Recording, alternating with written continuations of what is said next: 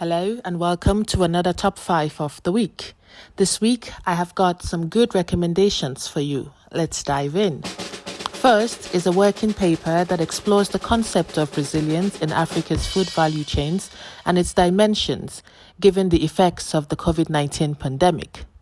Several vulnerabilities in the agriculture and food sector have been brought to light by the COVID-19 pandemic, including the structural challenges of the food value chains and systems. The aim of the publication is to add to the discourse on resilience across different aspects of the food value chain, including farmer inputs and services, consumer market channels, digitalization, and hygiene integration.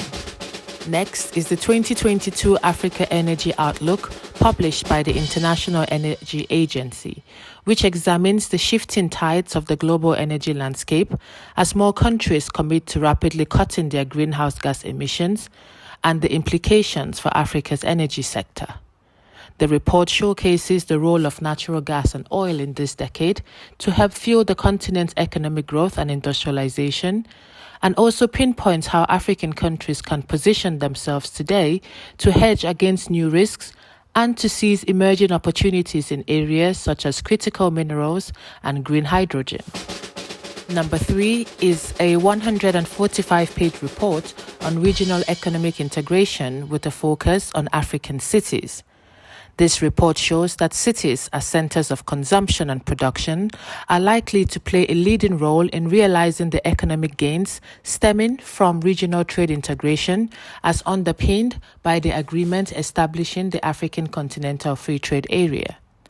The report gives key policy recommendations such as aligning national strategies to promote implementation of the agreement establishing the African Continental Free Trade Area with urban consumption and production opportunities, as well as fast-tracking digital trade and e-commerce initiatives.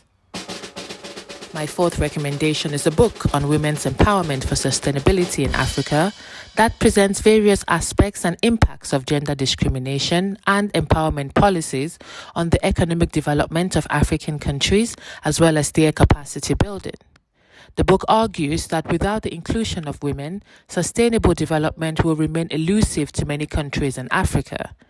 With the use of examples showing how gender policies impact economic development on the continent, the author manages to expose the impact weak gender policies have on economies. The book also explores previously unresearched areas of gender equality, ensuring the understanding of women's policies over time, as well as highlighting the various contexts in which such policies have shaped the role of women in the economic and sustainable development of Africa.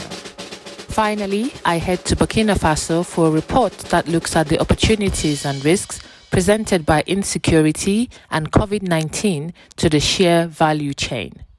It calls for increased resilience in the sector for the promotion of sustainable, equitable use and management of trees and their products. That's it. Thanks for listening. Have a great week. Goodbye.